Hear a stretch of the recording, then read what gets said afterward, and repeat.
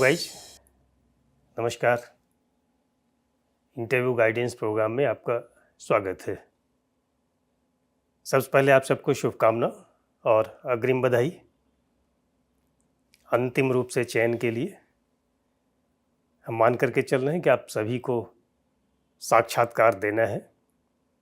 कुछ को अभी देना है, कुछ को बाद में देना है, बस इतना ही अंतर है। तो आइए इस कार्यक्रम में हम ये समझने की कोशिश करते हैं कि क्या है साक्षात्कार का मतलब, क्या है साक्षात्कार का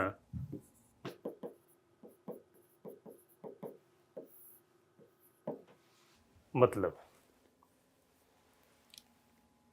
ऐसे हम लोग इंटरव्यू बोल देते हैं। यूपीएससी की बात करें तो वह पर्सनालिटी टेस्ट शब्द का इस्तेमाल करता है, व्यक्तित्व परीक्षण करता है। तो यहाँ हम लोग इस वीडियो में ये भी समझने की कोशिश करेंगे कि इंटरव्यू और पर्सनालिटी टेस्ट दोनों एक ही हैं या फिर दोनों में कुछ अंतर है। तो दोनों को समझेंगे, बट ये जान लें कि इंटरव्यू हो या फिर पर्सनालिटी टेस्ट हो, दोनों एक फॉर्मल मीटिंग है। फॉर्मल मीटिंग है दोनों। हम हिंदी में कह सकते हैं इसको औपचारिक। क्या शब्द इस्तेमाल करेंगे मीटिंग के लिए? बैठक कह लेते हैं। हाँ, फॉर्मल मीटिंग या औपचारिक बैठक। तो पहले तो ये जान लें कि आखिर क्यों इसको फॉर्मल मीटिंग कहते हैं, औपचारिक बैठक क्यों कहते हैं। इंटरव्यू होना है, पर्सनालिटी टेस्ट होना है, ये हमें पता होता है। पता होने से ऐसे है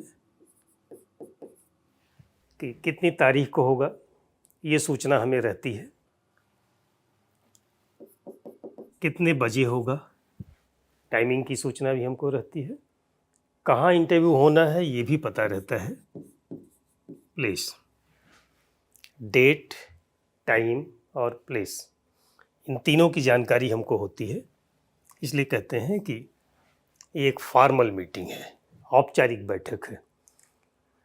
जब ऐसी किसी बैठक में हमें आमंत्रित किया जाता है तो इसका मतलब कि हमें तैयारी के साथ जाना है। तैयारी के साथ, बल्कि कहिए पूरी तैयारी के साथ। अनौपचारिक बैठक हो, इनफॉर्मल मीटिंग हो, तो हम कैसे भी वहाँ पर पहुँच सकते हैं। पूरी तैयारी से तात्पर्य है कि कैजुअल रूप में हमें नहीं जाना है। हमें अपने ड्रेस सेंस का भी ख्याल रखना है, हमें अपने अपीयरेंस का भी ख्याल रखना है। चलिए, हम कह सकते हैं कि ये जो फॉर्मल मीटिंग होगी, यह एक तरह से एक सोशल प्रोसेस है। यानी इंटरव्यू या पर्सनालिटी टेस्ट एक सोशल प्रोसेस है, सामाजिक प्रक्रिया है। वैसे तो कहा ही जाता है कि हम लोग एक सामाजिक प्राणी हैं। Man is a social animal. तो जरा समझ लेते हैं सामाजिक प्रक्रिया क्या है। समाजशास्त्रीय अवधारणा ये कहती है कि समाज के अंदर किन्हीं दो व्यक्तियों के बीच में या फिर एक व्यक्ति और एक समूह के मध्य, या फिर एक ग्रुप और दूसरे ग्रुप के मध्य जो अंतरक्रिया होती है, जो इंटरैक्शन होते हैं, उसको हम कहते हैं सामाजिक प्रक्रिया। ऐसे समझते हैं कि व्यक्ति व्यक्ति के बीच में संवाद हो, या फिर एक व्यक्ति और एक समूह के बीच में संवाद हो, या फिर एक समूह और दूसरे समूह के बीच में संवाद हो। तो तीनों स्थितियों में यह सामाजिक प्रक्रिया कहलाती है। हम अगर इंटरव्यू की बात करें तो प्राय इंटरव्यू में हम लोग देखते हैं कि दो पक्ष होते हैं। सामाजिक प्रक्रिया है, फॉर्मल मीटिंग है, दो पक्षों का होना अनिवार्य है। अब जरा यहाँ देखते हैं कि दो व्यक्तियों के मध्य ये प्रक्रिया होती है साक्षात्कार की, या फिर एक व्यक्ति और एक समूह के मध्य होती है, या फिर एक ग्रुप और दूसरे ग्रुप के मध्य होती है।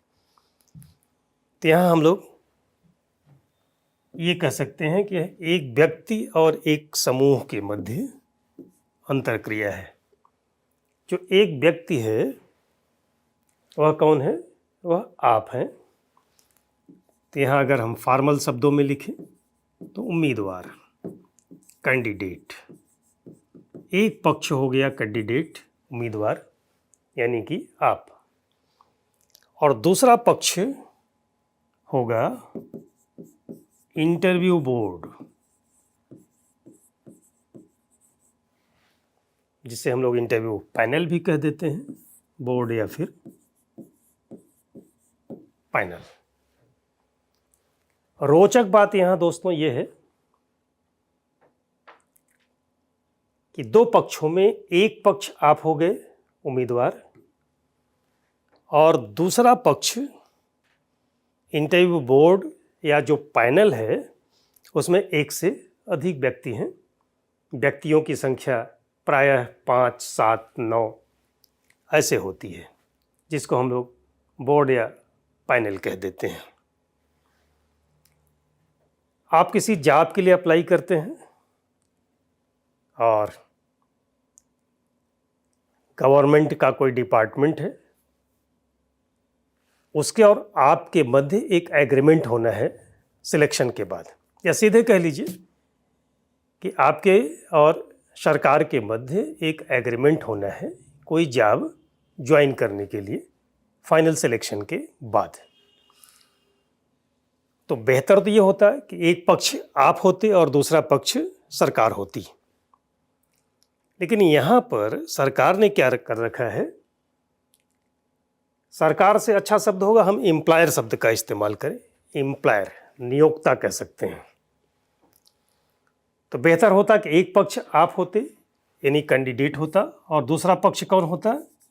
एम्प्लॉयर, नियोक्ता।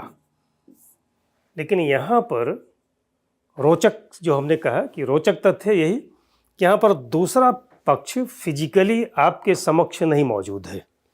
एम्प्लॉयर आपके समक्ष नहीं मौजूद होता है, बल्कि नियोक्ता के कुछ प्रतिनिधि आपके समक्ष होते हैं, साक्षात्कार परिषद के रूप में, इंटरव्यू बोर्ड के रूप में, या इंटरव्यू पैनल के रूप में। गौरतलब है दोस्तों, आप खुद एक पक्ष हैं और जो दूसरा पक्ष गवर्नमेंट के रूप में है, एम्प्लॉयर के रूप में है, वह स्वयं नहीं मौजूद है। उसकी तरफ से कुछ एजेंट आपके समक्ष मौजूद हैं इंटरव्यू बोर्ड के रूप में। तो आप कह सकते हैं कि तृतीय पक्ष, तीसरा पक्ष या तीसरी पार्टी से आपका साक्षात्कार होना है। अब एक सवाल ये उठ खड़ा होता है कि आखिर ये तीसरा पक्ष क्यों? ये जो दो पक्ष की बात हमने किया है, कैंडिडेट और इंटरव्यू बोर्ड या फिर पैनल। तो पैनल एक तरह से देखें तो ये तो थर्ड पार्टी हुई, आप फर्स्ट पार्टी हुए। जिनसे आपका एग्रीमेंट होना है वह सेकंड पार्टी है, और ये एम्प्लॉयर है, नियोक्ता। ये सरकार हो सकती है।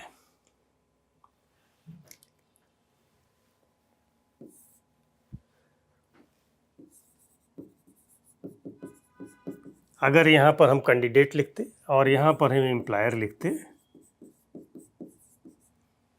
तो ऐसी स्थिति में फर्स्ट पार्टी आप होते, सेकंड पार्टी एम्प्लॉयर होती।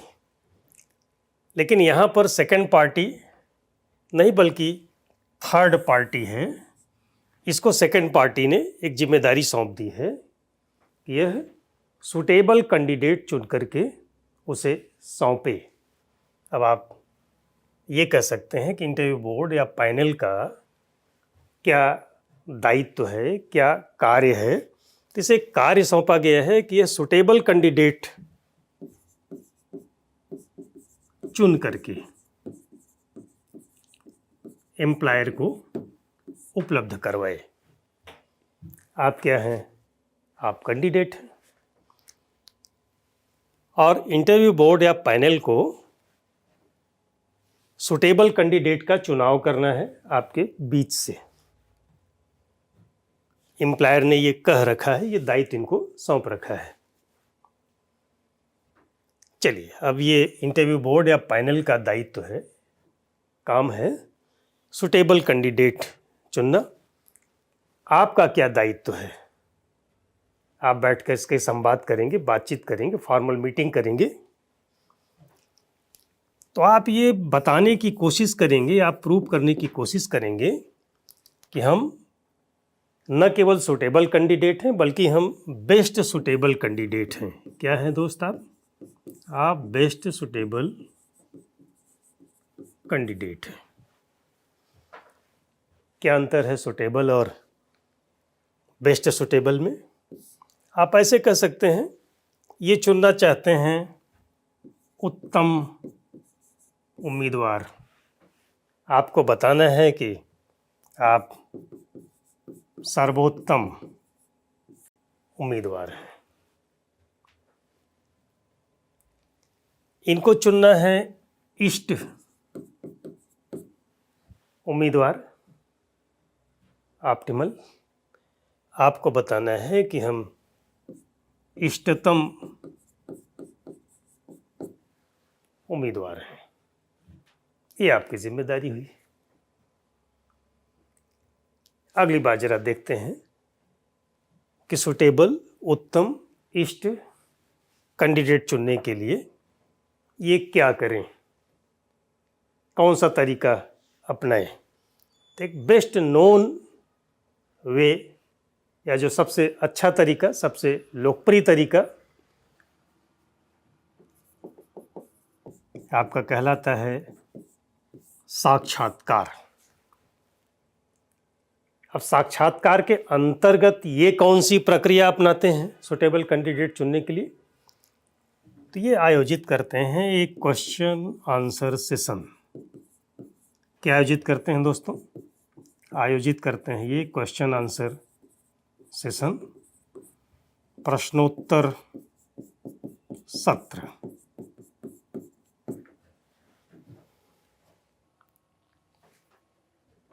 आइए जरा देखते हैं कि ये जो क्वेश्चन आंसर सेशन है, प्रश्नोत्तर सत्र,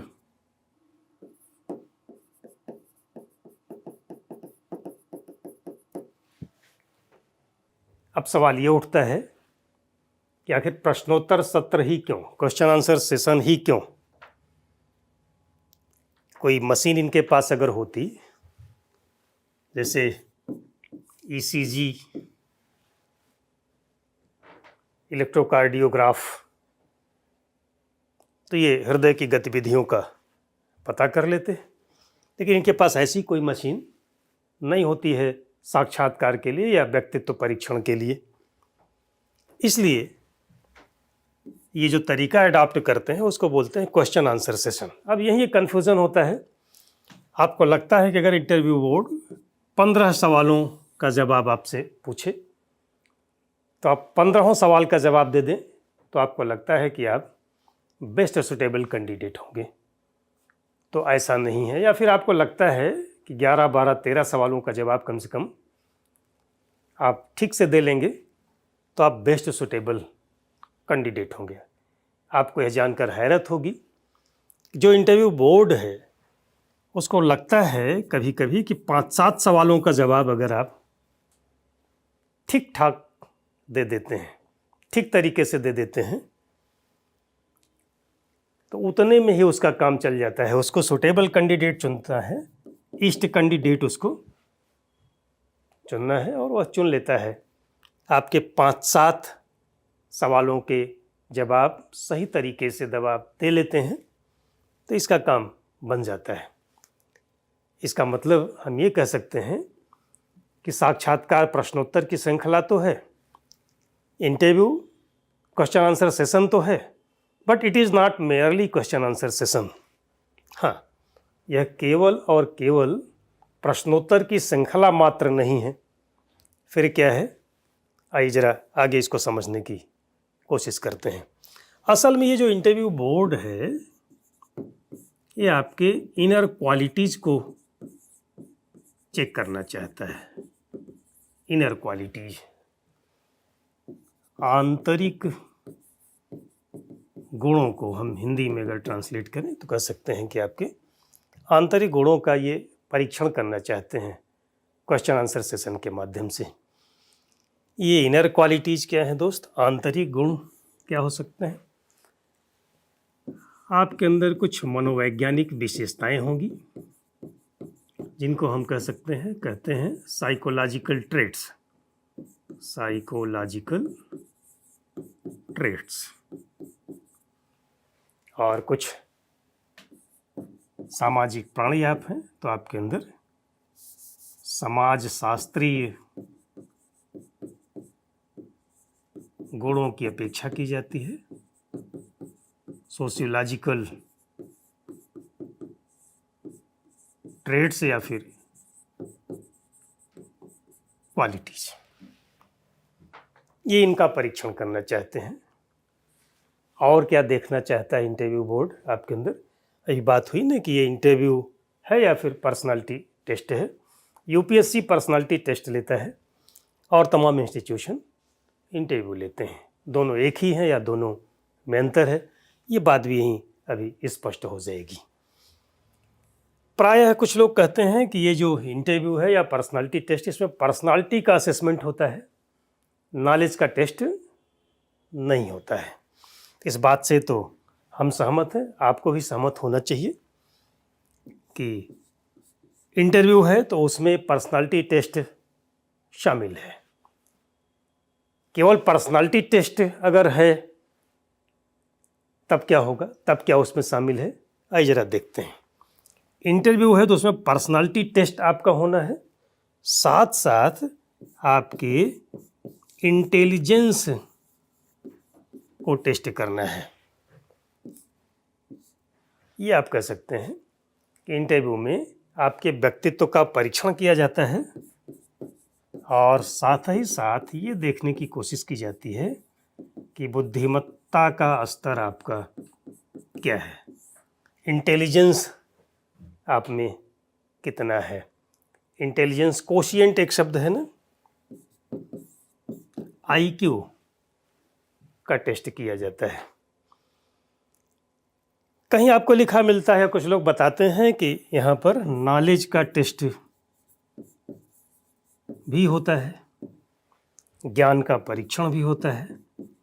हालांकि इस पर विवाद है, कुछ लोग कहते हैं नहीं, पर्सनालिटी टेस्ट में ज्ञान का परीक्षण नहीं होता है, नॉलेज का टेस्ट नहीं होता है।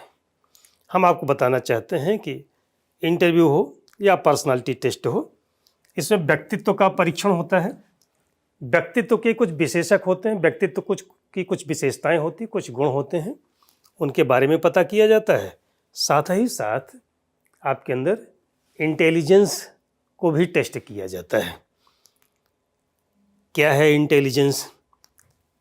देखना यह है क्या बुद्धिमत्ता और ज्ञान, इंटेलिजेंस और नॉलेज एक ही है या फिर दोनों में अंतर है। आपको बताएं दोस्त कि दोनों में थोड़ा अंतर है। हम समझने की कोशिश कर रहे हैं कि नॉलेज और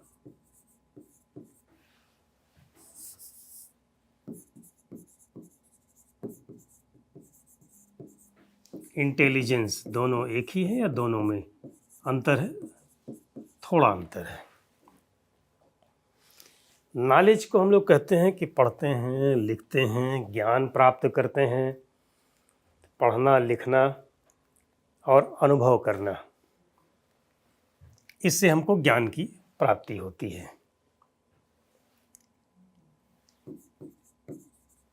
बुक आप पढ़ते हैं, बुक में तमाम थियरीज एंड रूल्स, कंसेप्ट, इन सब को आप पढ़ते हैं। इससे आपको ज्ञान की प्राप्ति होती है। हालांकि अब तो केवल बुक से नहीं ज्ञान प्राप्त करते हैं, आप गूगल से भी ज्ञान प्राप्त करते हैं। इस ज्ञान का जब आप व्यावहारिक उपयोग करते हैं, ज्ञान का व्यावहारिक उपयोग करते हैं, यानी application part of knowledge is called intelligence. ज्ञान का जो व्यावहारिक उपयोग है उसी को हम इंटेलिजेंस कहते हैं। ठीक उसी तरह से जैसे हम लोग टेक्नोलॉजी की बात करते हैं, टेक्नोलॉजी को कहते हैं ना कि ये साइंस का व्यावहारिक पक्ष है। टेक्नोलॉजी, प्रौद्योगिकी। ठीक उसी तरह से नॉलेज का जो टेक्निकल एस्पेक्ट है, जो व्यावहारिक पहलू है, उसी को हम लोग बोलते हैं इंटेलिजेंस। तब ये विवाद खत्म हो जाना चाहिए कि इंटरव्यू में ये तो तय बात है, पर्सनालिटी का असेसमेंट होता है, पर्सनालिटी के ट्रेट्स आपके पास कितने गहरे रूप में विद्यमान हैं उसका टेस्ट होता है, और उसके साथ साथ नॉलेज और इंटेलिजेंस। यहाँ हम कहना चाहेंगे कि हम नॉलेज को अगर हम ओमिट कर दें, छोड़ दें, तो दो चीज़ें बचती हैं, पर्सनालिटी और इंटेलिजेंस। इन दोनों का टेस्ट होता है इंटरव्यू में। क्लियर हो गया? लेकिन अगर इंटेलिजेंस का भी टेस्ट करना है तो नॉलेज तो होना चाहिए। बिना नॉलेज के इंटेलिजेंस का अस्तित्व ही नहीं संभव है। चलिए दोस्तों, अब आपको क्लियर हो गया कि इंटरव्यू क्या है, पर्सनालिटी टेस्ट क्या है, और यहाँ किस बात का असेसमेंट किया जाता है। तो ओवरऑल देखें तो पर्सनालिटी टेस्ट और इंटेलिजेंस, इन दोनों को टेस्ट किया जाता है। अब आइए ज़रा हम लोग देखें, ये जो क्वेश्चन आंसर सेशन है, किस तरह के प्रश्न हमारी इनर क्वालिटीज़ को जानने के लिए किए जाते हैं। दो तरह के प्रश्न किए जाते हैं। कुछ तो जनरल क्वेश्चंस होते हैं, जनरल क्वेश्चंस होते हैं। कुछ क्वेश्चंस हैं जो डिटेल्ड और प्लान्ड वे में पूछे जाते हैं। डिटेल एंड प्लान्ड क्वेश्चंस पूछे जाते हैं। सामान्य प्रश्न हो गए और कुछ विस्तृत और नियोजित या सुनियोजित प्रश्न हो गए। प्राय आप ज्वाइन करते हैं, जब आपको इंटरव्यू देना होता है, पर्सनालिटी टेस्ट देनी होती है, तो एक कोर्स ज्वाइन करते हैं, 3 दिन का, 5 दिन का, 7 दिन का। तो आपको लगता है कि कोई जादू की छड़ी होगी और आपके व्यक्तित्व में कुछ आमूल चूल परिवर्तन कर दिया जाएगा उस 3 दिन, 5 दिन, 7 दिन के सत्र में। ये संभव नहीं दोस्तों। पर्सनालिटी का डेवलपमेंट 1 दिन में नहीं होता, 2 दिन में नहीं होता, 7 दिन में नहीं होता, 10 दिन में नहीं होता। पर्सनालिटी का विकास धीरे धीरे होता है। जैसे आप जन्म लेते हैं और धीरे धीरे समय के साथ बढ़ते फिजिकल लेवल पर, इंटेलिजेंस के लेवल पर, सोसाइटी के लेवल पर आपका विकास होता है। ठीक वैसे आपके पर्सनालिटी का भी डेवलपमेंट धीरे धीरे होता है। और ये जो इंटरव्यू बोर्ड है ना, ये आपका पर्सनालिटी टेस्ट करने के लिए, आपका इंटरव्यू लेने के लिए, आपके इनर क्वालिटीज़ को उकेरने के लिए, आप ऐसे समझ सकते हैं इसको कि आपके अंदर एक टेप रिकॉर्डर है, आपके बॉडी में एक टेप रिकॉर्डर है। उस टेप रिकॉर्डर में आपकी सारी इनर क्वालिटीज़ विद्यमान हैं, रिकॉर्डेड हैं उसमें। अब इंटरव्यू बोर्ड इन प्रश्नों के माध्यम से इसी टेप रिकॉर्डर को ट्यून कर देता है। अब आप जन्म से लेकर के माँ ने प्रथम शिक्षक के रूप में जो आपको पढ़ाया है, परिवार की प्राथमिक पाठशाला में जो आपने सीखा है, फिर आप संस्थागत इंस्टीट्यूशनल स्कूल में गए जो आपने वहाँ सीखा, फिर आप कॉलेज में गए जो आपने वहाँ सीखा, शायद आपने कोई प्रोफेशनल डिग्री ली हो, वहाँ कुछ आपने सीखा होगा, या फिर कहीं आप जॉब में हैं, वहाँ आपने बहुत सारी चीज़ों को सीखा होगा। तो आपकी पर्सनालिटी को एक शेप मिलता है। ये सारी चीज़ें इनर क्वालिटीज़ के रूप में टेप रिकॉर्डर में रिकॉर्डेड हैं, और ये इंटरव्यू बोर्ड स्मार्टली उस टेप रिकॉर्डर को ऑन करता है, ट्यून करता है और सारी चीज़ों को सुन लेता है। हाँ, आप चाहें तो रोक कर भी रोक नहीं सकते हैं। तो आप सोचें कि जो इनर क्वालिटीज़ हैं वह interview board tape recorder on करके वह जान ही लेता है उसके बारे में। आप कितना भी नाप तोल करके उसमें से देना चाहें, वो आपके बस में होता नहीं है। जब आप 35, 40, 50 मिनट के इस फॉर्मल मीटिंग में बैठते हैं इंटरव्यू बोर्ड के सामने, तो आप कैसे ये सोच लेते हैं कि 3 दिन में, 5 दिन में, 7 दिन में कोई आमूलचूल परिवर्तन कोई भी इंस्टीट्यूशन कर सकता है आपके व्यक्तित्व में, यानी कि नहीं संभव है। चलिए फिर क्या करना चाहिए? इन्होंने तो प्लान किया है, आपकी क्या प्लानिंग होनी चाहिए? ये जो जनरल क्वेश्चन पूछते हैं, जनरल क्वेश्चन ये आपके नाम से संबंधित हो सकता है, आपके फैमिली से रिलेटेड हो सकता है, आपके बैकग्राउंड से रिलेटेड हो सकता है, आपके स्कूल से रिलेटेड हो सकता है, आपके बर्थ प्लेस से रिलेटेड हो सकता है, एंड सो ऑन। स्कूल हमने लिख दिया तो एजुकेशन इसमें शामिल है। इस तरह के प्रश्न होते हैं।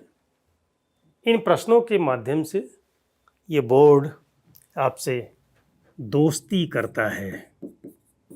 क्या करता है दोस्तों? दोस्ती करता है, आपको नॉर्मलाइज करता है, आपसे संबंध स्थापित करने की कोशिश करता है, आपसे तादाद में स्थापित करने की कोशिश करता है, आपको नॉर्मल करने की कोशिश करता है। तभी तो आप इस टेप रिकॉर्डर को अपना काम करने देंगे ना। अगर आपको पता है कि इन सामान्य प्रश्नों के माध्यम से इंटरव्यू बोर्ड क्लेवरली, टेक्निकली आपसे क्या जानना चाहता है, ठीक उसी तरह से इन सत्र के माध्यम से, जो 3 दिन 5 दिन के सत्र होते हैं, आप ये सीख पाते हैं, आप जान पाते हैं कि आपको क्या करना चाहिए। यहाँ भी वही आपको बताने की कोशिश करेंगे।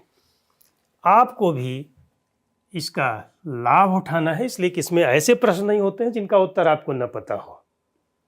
इन प्रश्नों का उत्तर आप देते हैं, आराम से देते हैं, आपको पता है, बिना किसी तनाव के अगर आप दे पाते हैं इन प्रश्नों का उत्तर, तो ऐसी स्थिति में आप भी इंटरव्यू बोर्ड से एक रैपर्ट स्थापित कर लेते हैं, या रैपर्ट स्थापित कर लेना चाहिए आपको भी, उसका फेवर पाने के लिए।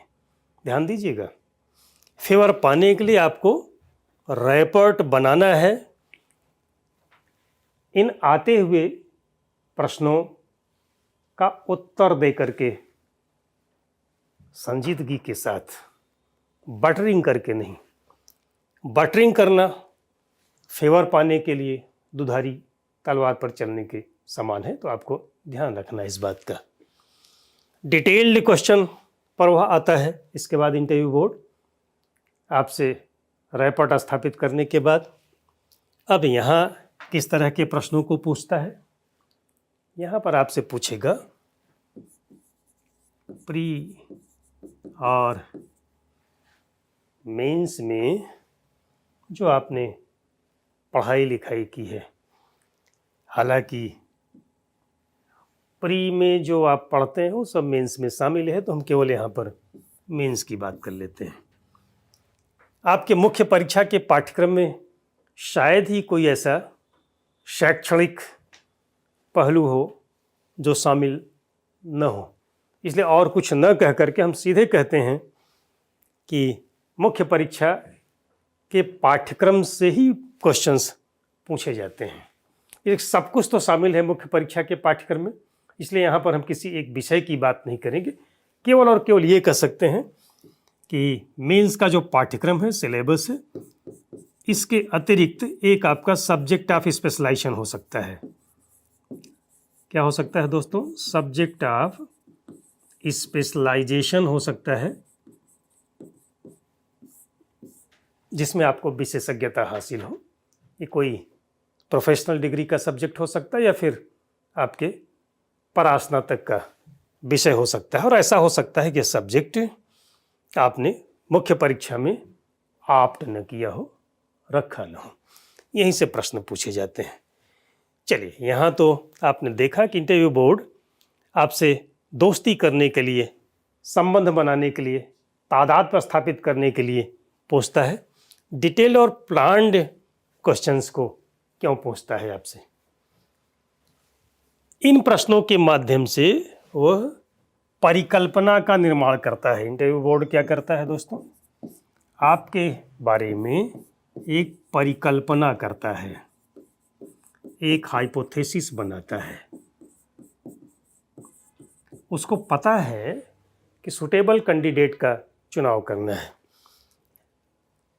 जो उस जॉब के लिए सुटेबिलिटी होनी चाहिए,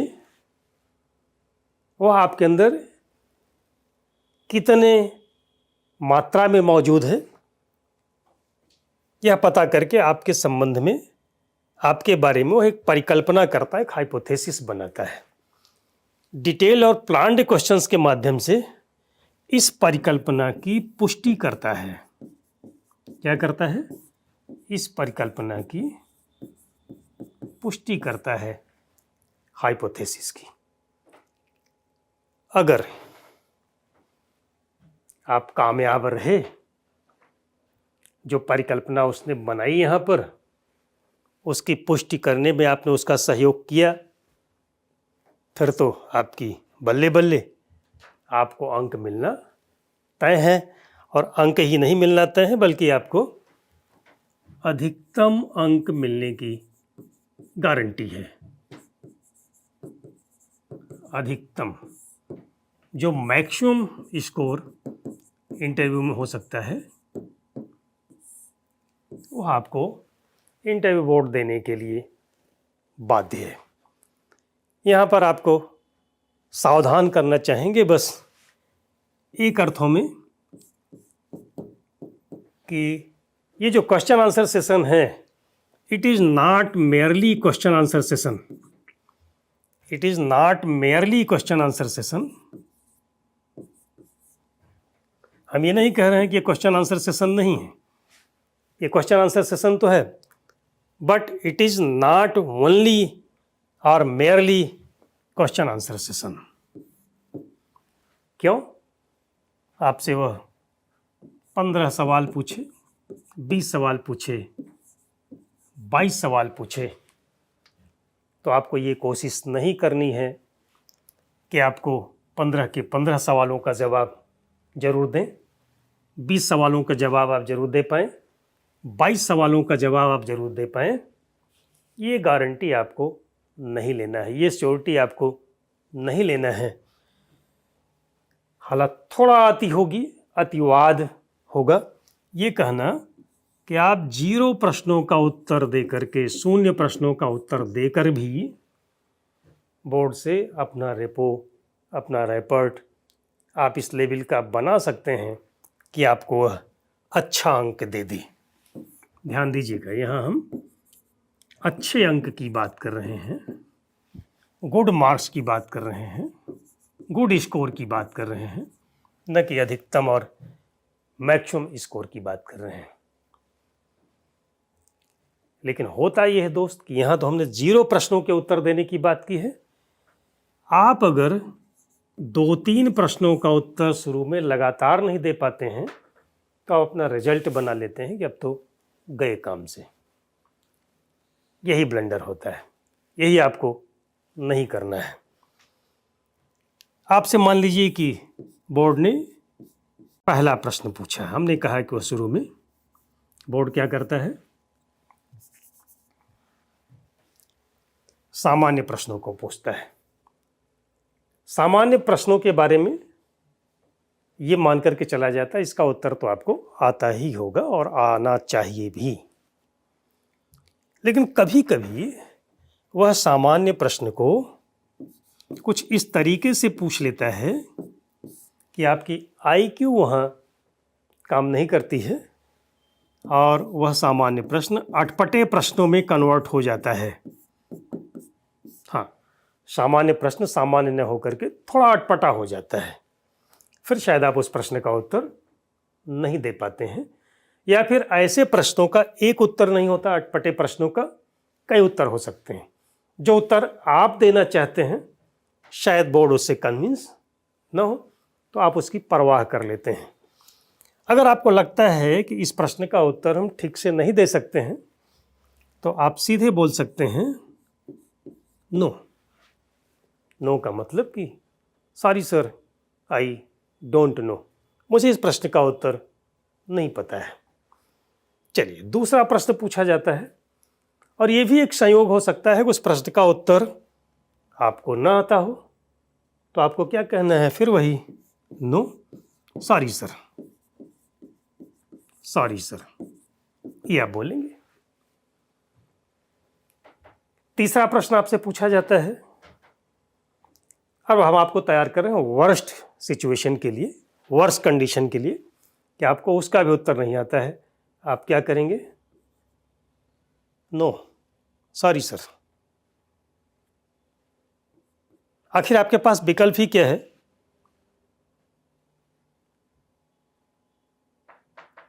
क्या हर्ज है, सारी बोलिए ना। हम तो आपको तैयार कर रहे हैं कि आपको चौथा प्रश्न नहीं आता है, फिर आप बोलेंगे सॉरी सर। पांचवा प्रश्न फिर सॉरी, छठा फिर सॉरी। लेकिन ये सारी बोलने के दौरान जो ऊर्जा लेकर के आप गए थे, जिन किरणों को आपका जो तमतमाता हुआ, चमचमाता हुआ जो चेहरा था जब आप बोर्ड के समक्ष हाजिर हुए थे, अगर उसमें कोई बिगड़ैल व्यवहार नहीं दिखता है, बिगड़ैल व्यवहार से तात्पर्य है कि अगर उस पर कोई तनाव और दबाव या फिर दोनों अगर नहीं दिखाई पड़ते हैं, तो ऐसी स्थिति में आप लगातार 5, 6, 7, 8 प्रश्नों के उत्तर में सॉरी बोलते हैं तो यह आपके पक्ष में जाता है।